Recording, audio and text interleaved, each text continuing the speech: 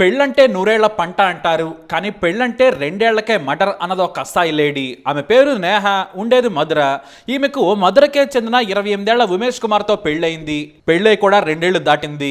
మొదటి ఏడాది ఇద్దరు బాగానే కలుసున్నారు. ఉమేష్ కు మెయిన్ రోడ్ మీదే చిన్న ఇల్లు కూడా ఉంది. ఆ ఇంటి ముందే పాన్ షాప్ పెట్టుకున్నాడు. ఎలాంటి ఆర్థిక సమస్యలు లేవు.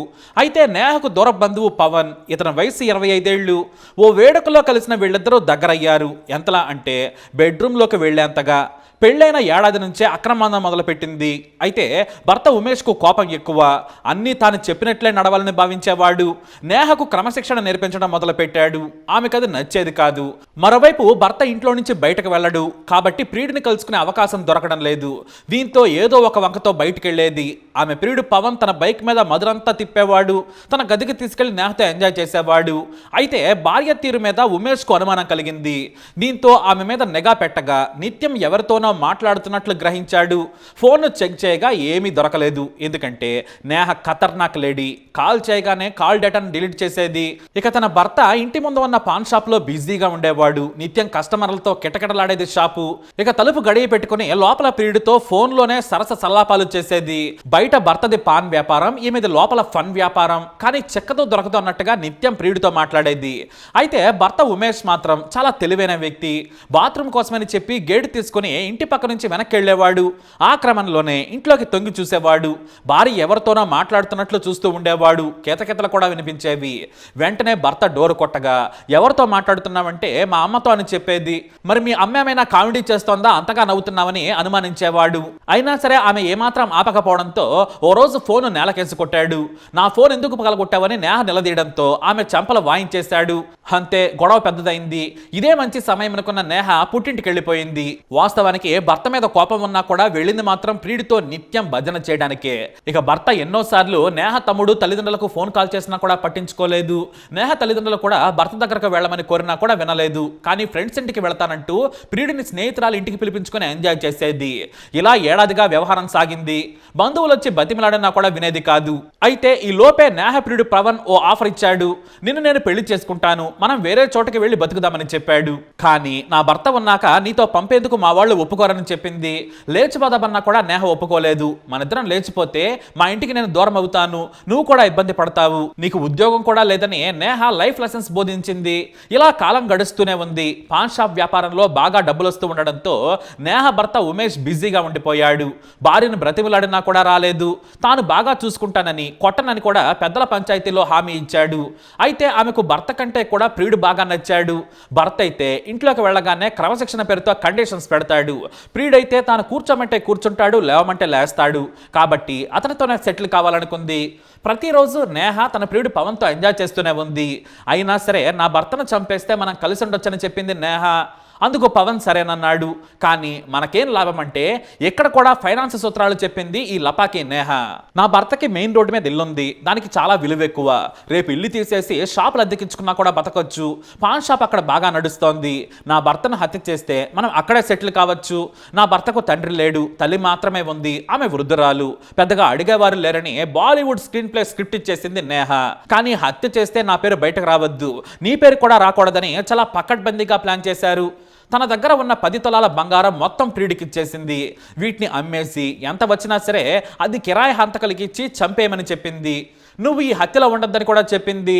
అయితే ఆమె ప్రియుడు పవన్ కకృతి పడ్డాడు. నేహ భర్తను చీప్గా ₹1,00,000కే చంపించాలనుకున్నాడు. ఇద్దరు కాంట్రాక్ట్ కిల్లర్స్గా పేరున్న కునాల్ సింగ్, అజయ్ సింగ్లను అప్రోచ్ అయ్యాడు. అయితే వారు 8 లక్షలు ఇస్తేనే చంపుతామన్నారు. బేరం పెరిగిందే కానీ ఎక్కడా తగ్గలేదు. అలానే మరో కాంట్రాక్ట్ కిల్లర్లు దొరకలేదు. ఇక వివరాలు చెప్పాడు కాబట్టి వేరే వారితో చంపించినా కూడా అజయ్ కునాళ్ళు పోలీసులకు చెబుతారనే భయం పవన్ వెంటాడింది. తాను రాకుండా మరో వ్యక్తిని పంపించాల్సిందనుకున్నాడు. అయితే బంగారంలో కొంత సేవ్ చేయాలనుకున్నా కుదరలేదు. దీంతో ఇంకాస్త డబ్బు కావాలని నేహను అడగడంతో వెండి వస్తువులు కూడా ఇచ్చింది. వాటిని 17,000కు అమ్మేసి కాంట్రాక్ట్ కిల్లర్స్కి అడ్వాన్స్గా ఇచ్చాడు. అయితే తన దగ్గర 8 లక్షలు లేవు, ముందు 4 లక్షలు ఇస్తాను, మిగతావి తర్వాత ఇస్తానని చెప్పాడు. అందుకు వాళ్ళు సరేనన్నారు. ఇక బంగారం నా దగ్గర ఉంది, కావాలంటే మీకే ఇస్తానని వాళ్ళకు చూపించాడు. దీంతో వాళ్ళు సరేనన్నారు. అయితే ఇక అజయ్ కొన్నాళ్ళు పలుమార్లు నేహ భర్త ఉమేష్ ను చంపేందుకు ప్రయత్నించారు, కానీ కుదరలేదు. ఎందుకంటే నిత్యం పాన్ షాప్ బిజీగా ఉండేది. అంతేకాదు పోలీసులు కూడా పెట్రోలింగ్కి వచ్చేవారు. కొంతమంది పోలీసులు అక్కడే ఆగి సిగరెట్ కూడా తాగేవారు. మరోవైపు ఇంటి పక్కనే ఉన్న పెద్ద ఇంటిపై నుంచి ఎవరో ఒకరు చూస్తూ ఉండేవారు. దీంతో 6 సార్లు వారి ప్రయత్నం ఫలించలేదు. ఎందుకంటే ఎవరైనా చూస్తే దొరికిపోతామనేది వారి భయం. పైగా అప్పటికే వారిపై కేసులు కూడా ఉన్నాయి. దీంతో చాలా జాగ్రత్తగా వ్యవహరించారు. ఇక లాభం లేదని నేహ రంగంలోకి దిగింది. మీరంటే నాకు ఇష్టం కలిగింది, మీకు దూరం అయ్యాకే మీ విలువ తెలిసి వచ్చింది, రోజు మీరే గుర్తొస్తున్నారు, నాకు నిద్ర పట్టడం లేదని కహానీలు చెప్పుకొచ్చింది. నేను వారం రోజుల్లో వచ్చేస్తాను, కొత్త బట్టలు కొనుక్కొని వస్తానని భర్త ఉమేష్ ను టెంప్ట్ చేసింది. కానీ అతనితో మాటలు కలిపింది కేవలం లొకేషన్ తెలుసుకునేందుకే. నవంబర్ 18న రాత్రి 10:30 తన తమ్ముడి ఫోన్ నుంచి ఉమేష్ కు కాల్ చేసింది. ఎక్కడున్నారు, భోజనం చేశారా అంటూ మాటలు కలిపింది. అంతేకాదు ఇంట్లో ఎవరున్నారని అడిగేది. ఎందుకంటే బంధువులు కానీ స్నేహితులు కానీ ఉన్నారా అనేది తెలుసుకునేందుకు. భర్తను ఏమార్చి మాటలు కలిపేది.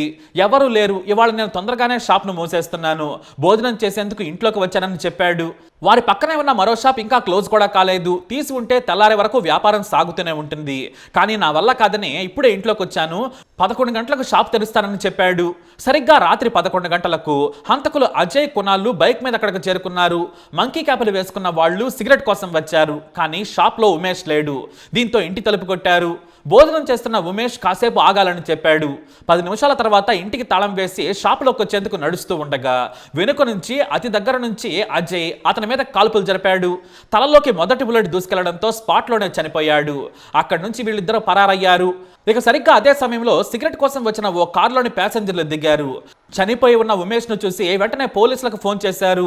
పోలీసులు ఉమేష్ మృతదేహాన్ని పోస్ట్ మార్టంకి పంపించి విచారణ మొదలుపెట్టారు. అయితే పాన్ షాప్ దగ్గర గతంలో జరిగిన గొడవ కారణంగా హత్య జరగొండొచ్చని పోలీసులు మొదట భావించారు. అలా అని ఏ చిన్న అనుమానాన్ని కూడా పోలీసులు వదలరు కదా. సరిగ్గా హత్యకు 5 నిమిషాల ముందు కాల్ నేహా తమ్ముడి నుంచి వచ్చింది. దీంతో హత్యకు నేహా తమ్ముడు కారణం అనుకున్నారు. ఎందుకంటే నేహకు భర్తకు గొడవలు జరిగాయి, ఏడాదిగా దూరంగా ఉంటున్నారు. దీంతో నేహ తమ్ముడిని పోలీసులు విచారణ చేయగా ఆ ఫోన్ను మా అక్క ఎక్కువగా వాడుతుందని చెప్పాడు. ఆ రోజు కూడా మా అక్కే కాల్ చేసిందన్నాడు. దీంతో కాల్ డేటా తీయగా నేహ రసిక కార్యకలాపాలు బయటపడ్డాయి. డేటా మొత్తంలో ఆమె ప్రియుడు పవనే ఉన్నాడు. పక్కా ప్లాన్తో పవన్ అరెస్ట్ చేశారు పోలీసులు. అతని తొక్కతీగా హంతకుల పేర్లు చెప్పాడు. అయితే నేహను ఇన్వాల్వ్ చేయలేదు పవన్. నేనే చంపించానని ప్రియురాలని కాపాడేందుకు ప్రయత్నం చేశాడు. కానీ హత్య తర్వాత వెంటనే పని సక్సెస్ అయింది, నీ భర్త చనిపోయాడు, ఇక మనం హాయిగా ఉండొచ్చని మెసేజ్ చేశాడు. ఆ తర్వాత దాన్ని డిలీట్ చేశాడు. ఆ మెసేజ్తో మొత్తం హత్య పురాణం బయటపడింది. ఇటు నేహను గట్టిగా నిలదీయడంతో తానే చంపించానని, నా భర్త నన్ను వేధిస్తున్నాడు, అందుకే ప్రియుడితో కలిసి బతికేందుకు తానే చంపించానని మొత్తం స్టోరీ చెప్పింది. అయితే ఇక్కడే మరో విషయం కూడా పోలీసులకు చిక్కింది. హత్య తర్వాత ఒప్పుకున్న అమౌంట్ ఇవ్వకపోతే బ్లాక్ మెయిల్ చేసేందుకు పవన్ తమతో కుదుర్చుకున్న డీల్ నుంచి కాల్ రికార్డు వరకు మొత్తం హంతకులు సేవ్ చేసుకున్నారు. అంతేనా అంటే చాలా మంది ఈ హత్యను మరో స్నేహితుడితో కలిసి ఫోన్లో రికార్డు కూడా చేయించారు. ఎందుకంటే కొత్త కొత్త కాంట్రాక్ట్లు ఒప్పుకునేందుకు దీన్ని ఉపయోగించుకోవాలనుకున్నారు. అలా వీడియో ఆడియో ప్రూఫ్లు దొరకడంతో ఈ లపాటా లేడీని పోలీసులు హంతకులు ప్రియుడితో కలిసి లోపలేశారు. ఎలాగూ పుట్టింటికి వెళ్లిన నేహ ప్రియుడితో లేచిపోతే సరిపోయేది. ఆమె భర్త చనిపోయేవాడు కాదు, ఈ హత్య కేసు ఆ మీదకి వచ్చేది కాదు. కానీ డబ్బాస్ కారణంగా నేహ పాపం పండింది. పాపం అమాయకుడు చనిపోయాడు. మరి ఈ లేడీని ఏం చేయాలి? మీ అభిప్రాయాన్ని కమెంట్ ద్వారా తెలియజేయండి. వీడియో అప్డేట్స్ కోసం మా ఛానల్ ఫాలో అవ్వండి, అలాగే తప్పకుండా సబ్స్క్రైబ్ చేసుకోండి.